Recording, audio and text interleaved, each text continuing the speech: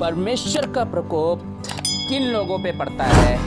Praise the Lord, जय मसीह के। प्रभु का धन्यवाद करते हैं कि प्रभु का वचन लेकर हाजिर हों और आज हम इस बात पे बात करना चाहते हैं और इस बात को जानने की कोशिश करते हैं कि परमेश्वर का प्रकोप किन लोगों पे पड़ता है या कैसे लोगों पे पड़ता है। तो इसके लिए हम परमेश्वर के वचन से हम सीखेंगे और आज हम आपके लिए परमेश्वर का वचन जो कुलुस्सियों की किताब आपको नए नियम में मिलेगी, कुलुस्सियों की किताब उसका 3रा अध्याय, और जब हम उसका 6ठी आयत पढ़ते हैं तो यहाँ पर लिखा हुआ है, इन्हीं के कारण परमेश्वर का प्रकोप आज्ञा न मानने वालों पर पड़ता है। हालेलुया। किन लोगों पे पड़ता है? जो आज्ञा नहीं मानते हैं, प्रभु की आज्ञा जो परमेश्वर हमें और आपको आज्ञा देता है, और जो उन आज्ञाओं को नहीं मानता या उन आज्ञाओं पे नहीं चलता है, वो उन पर परमेश्वर का प्रकोप होता है, उन पर परमेश्वर का प्रकोप पड़ता है।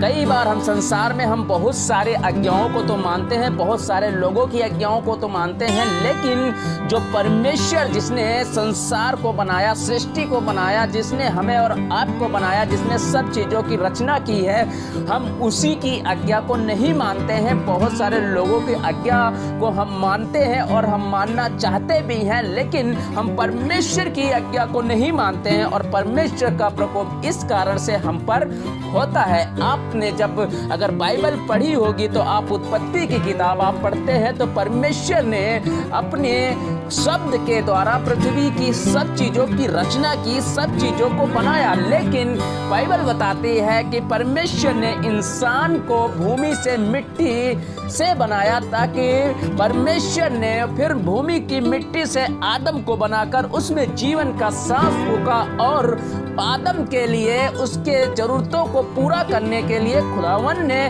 उसकी हर एक चीज को मुहैया कराने के लिए एक वाटिका बनाई, एक बगीचा बनाया, और उस बगीचे में परमेश्वर ने आदम को रख दिया और एक आज्ञा दी थी, और वो आज्ञा थी कि जो वाटिका के बीच में वृक्ष लगा हुआ है उसके फल को तू कभी न खाना।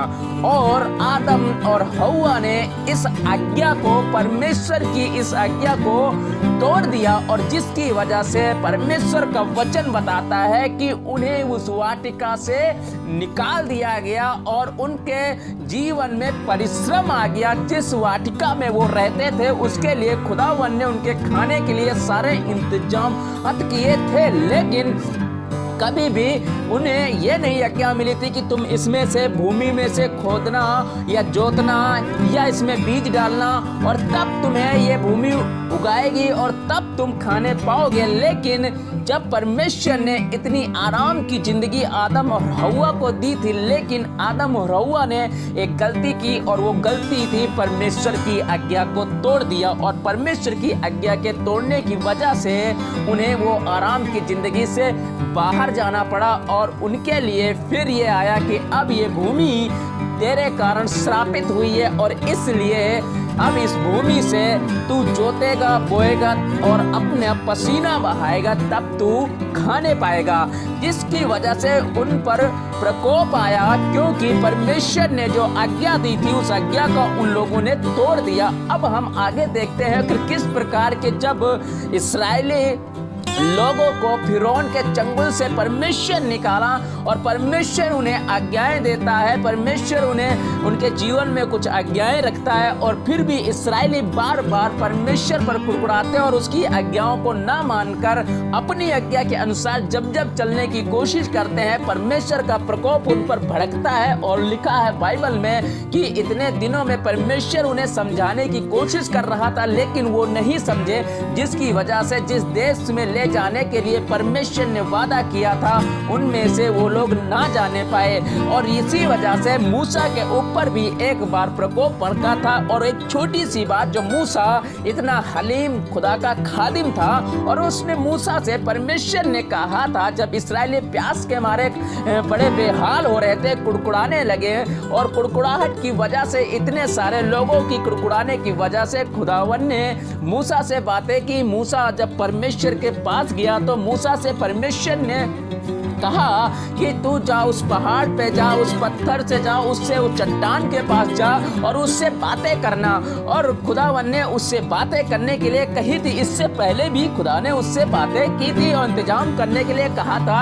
और पहली बार जब खुदा ने कहा था कि उस पत्थर के पास जा, उस पहाड़ पे जा और उस चट्टान के पास जा और उसे लाठी मारना और वो तुझे पानी देगी। लेकिन यहाँ पर खुदा ने आज्ञा दी थी अब की बार की उस चट्टान से बातें करना। लेकिन मूसा ने गुस्से में आकर, क्रोध में आकर और कहने लगा, मैं कब तक तुम्हारे लिए करता रहूंगा, कब तक मैं वहां पर खुदावन को ना ठहरा कर उसने अपने मैं को लगाया। और इसकी वजह से वो गया और गुस्से में जाकर जहां पर आज्ञा मिली थी कि अब की बार जाना और उस चट्टान से बातें करना, और खुदा और मूसा ने यही गलती कर दी। और पहली बात तो उसने मैं लगाया और दूसरी बात वो जाकर गुस्से में उस चट्टान में लाठी मारी, और जिसकी वजह से परमेश्वर का क्रोध उस पर भड़का। और लिखा है, बाइबल बताती है कि मूसा से परमेश्वर ने कहा, मैं उस देश को तुझे दिखा तो दूंगा लेकिन तू भी वहां पर अब जाने नहीं पाएगा, नहीं जा सकता है। खुदा के लोगों, जब परमेश्वर की आज्ञा को तोड़ते, जो खुदावन ने हमसे वादा किया है, जो परमेश्वर ने हमसे वादा किया है, उस वादे के जगह पे हमें लेकर जाना चाहता है, लेकिन हम जब उसकी आज्ञा को तोड़ देते हैं तो हम उस वादे से भटक जाते हैं, टूट जाते हैं। और जो खुदा ने हमें वहां तक पहुंचाने के लिए वादा किया है, उस वहां तक भी हम पहुंचे नहीं पाते हैं। उसका कारण है आज्ञा। अगर हम आज्ञा मानते रहेंगे, परमेश्वर के वचन की आज्ञा को मानते रहेंगे, परमेश्वर की बातों की आज्ञा मानते रहेंगे, तो परमेश्वर का वादा है कि वो आपको फिरौन के चंगुल से निकाल कर उस देश में ले जाएगा जहां दूध और मद की धाराएं बहती हैं। लेकिन उस बीच में आपके पास परमेश्वर कुछ बहुत चीजों को रखता है कि ताकि आप क्या परमेश्वर की आज्ञा के अनुसार चलते हो या नहीं। अब हम देखते हैं कि किस प्रकार से मूसा भी एक गलती की वजह से जिस देश के लिए अगुवाई कर रहा था, ले जाने के लिए परमेश्वर ने उसे नियुक्त किया था, वही मूसा एक छोटी सी गलती के कारण वो आज्ञा न मानने की वजह से, उसकी वजह से वो उस देश में मूसा भी नहीं पहुंच पाता है। और यहाँ पर हम देखते हैं कि किस प्रकार से इस्राएलियों के लिए आज्ञाएं दी गई थी। और बाइबल हमें बताती है, अगर उसमें देखा जाए तो बहुत चीज़ों की आज्ञाएं खुदा ने उन्हें दी थी, लेकिन उन आज्ञाओं को हम पालन नहीं करते हैं। और यहाँ पर अगर हम देखें व्यवस्था विवरण 5 उसका पहला अध्याय से हम पढ़ते हैं, तो आप पढ़ोगे तो वहाँ पर बहुत चीज़ें लिखी हैं कि तू हत्या न करना, तू व्यभिचार न करना, तू चोरी न करना, तू किसी के विरुद्ध झूठी साक्षी न देना, तो न किसी की पत्नी का लालच करना और न किसी के घर का लालच करना, न उसके खेत का, ना उसके दास का, ना उसकी दासी का, ना उसके बैल का या गधे का, ना उसकी किसी और वस्तु का लालच करना, ना लालच करना। और इसमें लिखा, तो अपने लिए कोई मूर्ति खोद कर ना बनाना, ना किसी की प्रतिमा बनाना जो आकाश में या पृथ्वी पर या पृथ्वी के जल में, तो उनको दंडवत ना करना, ना उनकी उपासना करना, क्योंकि तेरा परमेश्वर यहोवा जलन रखने वाला ईश्वर है, जो तुझसे जो मुझसे बैर रखते हैं उनके बेटों और पोतों और परपोतों के पितरों को दंड दिया करता हूँ। बहुत सारी आज्ञाएं यहाँ पर थी और आज्ञाओं को दिया गया, और इन चीजों में लिखा गया है किन की वजह से अगर हम परमेश्वर की आज्ञाओं में चलते हैं और उसकी आज्ञाओं को मानते हैं, तो हम परमेश्वर के अनुसार चलने की वजह से हमारा जीवन सफल होता है। हालेलुया, प्रभु का धन्यवाद करता हूँ। और हम यहाँ पर पढ़ना चाहते हैं कि आपके सामने परमेश्वर के वचन को किस वजह से हम परमेश्वर की आज्ञाओं को बार बार तोड़ते हैं। और यहाँ पर लिखा है, अब हम आते हैं कुलुस्सियों की किताब 3 अध्याय, उसी में अब हम 5वीं आयत आपके लिए पढ़ते हैं। और यहाँ पर लिखा है, इसलिए अपने उन अंगों को मार डालो जो पृथ्वी पर हैं, अर्थात व्यभिचार, अशुद्धता, दुष्कामना, बुरी लालसा और लोभ को, जो मूर्ति पूजा के बराबर है। और लिखा है, इन्हीं के कारण परमेश्वर का प्रकोप आज्ञा न मानने वालों पर पड़ता है। और तुम भी जब इन बुराइयों में जीवन बिताते थे तो इन्हीं के अनुसार चलते थे, पर अब तुम भी इन सब को अर्थात क्रोध, रोष, वैर भाव, निंदा और मुंह से गालियां बकना, ये सब बातें छोड़ दे। एक दूसरे से झूठ मत बोलो, क्योंकि तुमने पुराने मनुष्यत्व को उसके कामों समेत उतार डाला है और नए मनुष्यत्व को पहन लिया है, जो अपने सृजनहार के स्वरूप के अनुसार ज्ञान प्राप्त करने के लिए नया बनता जाता है। उसमें न तो यूनानी रहा, न यहूदी रहा, न खतना रहित, न जंगली, न स्कूती, न दास और न स्वतंत्र, केवल मसीह सब कुछ और सब में है। हालेलुया। प्रभु का वचन बताता है कि जब हम ऐसी बुराइयां करते हैं तो परमेश्वर की आज्ञा को तोड़ते हैं, क्योंकि परमेश्वर ने पहले से ही चीजों को मना कर दिया। तब हम परमेश्वर के पास जब आते हैं तो हमारा पुराना मनुष्यत्व, पुराना जीवन खत्म हो जाता है। यहाँ लिखा है पुराना जीवन और नया जीवन। जब हम मसीह में आते हैं, परमेश्वर के पास आते हैं, तो हमारा जीवन नया हो जाता है, नई जिंदगी हमें मिलती है। अभी नई जिंदगी में जो हमारे जीवन में पुरानी चीजें होती हैं, जो काम, जो बुरे विचार, बुरी चीजें, बुरी बुराइयां होती हैं, प्रभु कहता है ये आज्ञा है, अब ये तेरे जीवन से अलग होनी चाहिए, अब ये तेरे जीवन में नहीं होनी चाहिए। और ऐसा करने वालों पे मसीह में आने के बाद भी अगर आप ऐसे कामों में फंसे हुए हैं और या ऐसे कामों की कामना अपने अंदर, अपने दिल में रखते हैं, तो आप परमेश्वर की आज्ञा को नहीं मानते हैं, और जिसकी वजह से आप पर परमेश्वर का प्रकोप होता है। परमेश्वर की आज्ञा सीधी है कि इन चीजों में तुम नहीं फंसो, इनसे तुम्हें बाहर निकलना है। आप अपने जीवन में सोचिए कि हम कहां पर हम परमेश्वर की आज्ञा को नहीं मानते हैं। प्रभु हमें हर एक बुरे कामों से करने के लिए मना करता है। परमेश्वर का वचन हर एक बुरा काम करने के लिए मना करता है, और फिर भी हम परमेश्वर के वचन को पढ़ने के बाद भी अगर हम बुरा काम करते हैं, बुराई करते हैं, अगर बुरी चीजों में फंसे हुए हैं, बुरी लतों में फंसे हुए हैं, और हम उन्हें छोड़ते नहीं हैं, ना छोड़ना चाहते हैं, तो इसका मतलब है हम परमेश्वर की आज्ञा को नहीं मानते हैं, और परमेश्वर का प्रकोप उसकी वजह से हम पर होता है। हालेलुया। अगर आप परमेश्वर के प्रकोप से बचना चाहते हो तो परमेश्वर की आज्ञाओं को मानो और अपने अंदर से इन सारी बुराइयों को, सारी चीजों को अपने जीवन से दूर करो, तौबा करो, माफी मांगो, प्रभु के करीब आओ और परमेश्वर की आज्ञा के अनुसार चलना शुरू करो। कई बार हम परमेश्वर की आज्ञा को ना मानकर हम बहुत चीजों की, बहुत सारे लोगों की आज्ञाओं का तो हम पालन करते हैं और उनका भय, उनका डर भी रखते हैं, लेकिन हम जब बुराइयां करते हैं, जब हम किसी पे दोष लगाते हैं, व्यभिचार करते हैं, बुरी बातें बोलते हैं, बहुत सारे नशे करते हैं, बहुत सारी बुरी चीजों में फंसते हैं, तब हमारे अंदर परमेश्वर का भय नहीं होता है। क्यों? क्योंकि हम परमेश्वर का डर नहीं मानते, ना तो हम उसकी आज्ञा को मानते हैं। जब आप आज्ञा नहीं मानोगे तो ऐसे लोगों पर परमेश्वर का प्रकोप होता है। परमेश्वर ने आपको मिस्र से निकाल तो लिया है वहां तक ले जाने के लिए, लेकिन आपके पास एक आज्ञाएं रखी गई। अगर आज्ञाओं को आप नहीं मानोगे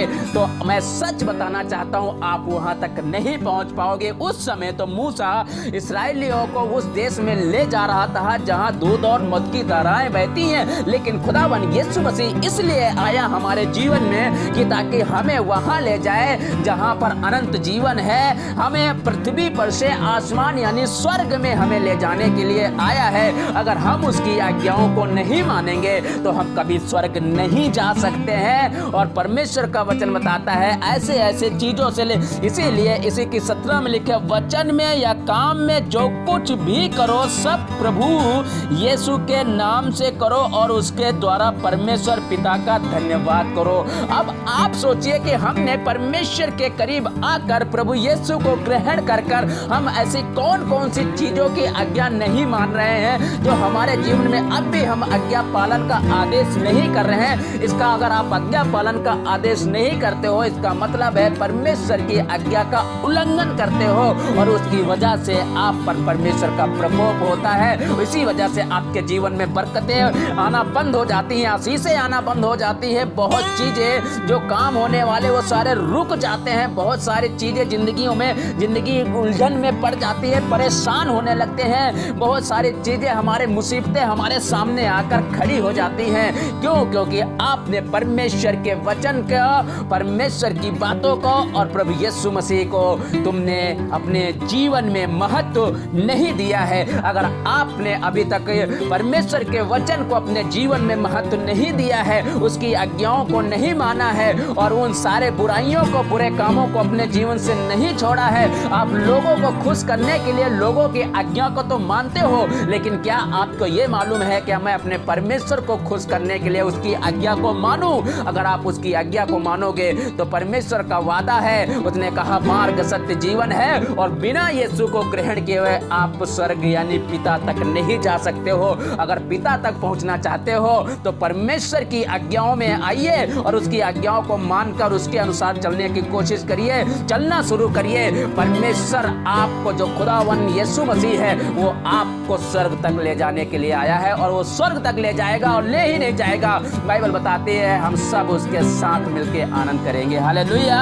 इसलिए परमेश्वर का प्रकोप आप पर ना हो, इसलिए परमेश्वर की आज्ञाओं को मानिए। आप अपने जीवन में सोचिए किस किस जगह पर हम परमेश्वर की आज्ञा को नहीं मानते हैं, इसलिए उन आज्ञाओं को मानना शुरू करें और परमेश्वर के अनुसार चलना शुरू करें, ताकि परमेश्वर की आशीषें और परमेश्वर की बरकतें आपके जीवन में हो, परमेश्वर की महिमा आपके जीवन में हो। अगर परमेश्वर की आशीषें और परमेश्वर की बरकतों को आप जानना चाहते हो, आज्ञा पालन की आशीष और आज्ञा पालन का दंड अगर आपको पता है, तो आप निकालिएगा लेव व्यवस्था 26 अध्याय, आप वहां पर पढ़ लीजिएगा कि आज्ञा मानने से हमारे जीवन में कैसी बरकतें आती हैं और आज्ञा ना मानने से हमारे जीवन में कैसा दंड आता है। आप लेव व्यवस्था 26 अध्याय आप उसमें पढ़िएगा, आपको मिलेगा कि किसकी वजह से, जिसमें लिखा है आज्ञा ना मानने वालों में बहुत सारी बीमारियों के बारे में लिखा है, बहुत चीजें ऐसी लिखी हुई, आप वहां पे जाकर पढ़ सकते हैं। और आज्ञा मानने वालों में कैसी कैसी आशीष की बातें लिखी हैं, ये आप पढ़ सकते हो। प्रभु आपको इस वचन से आशीष दे। आइए दुआ करते हैं। खुदावंत तेरा शुक्र, तेरी महिमा, तेरी तारीफ करते हैं। प्रभु चाहता हो तो मुझे अपनी आज्ञाओं में लेकर चल परमेश्वर, ताकि हम तेरी आज्ञाओं को मानते हुए तेरी मर्जी को पूरा करें। खुदावन जो लोग इस वचन को सुनते हैं परमेश्वर, उनके जीवन में खुदा बाप तेरा वचन काम करे, तेरे भय में चले परमेश्वर वो लोग, और तेरी आज्ञाओं में चले परमेश्वर, ताकि तेरी मर्जी को पूरा करे। खुदावन सबकी मदद कर, सहायता कर। इस प्रार्थना को खुदावन यीशु मसीह के नाम में मांगते हैं, आमीन। खुदा आप सबको आशीष दे। God bless you.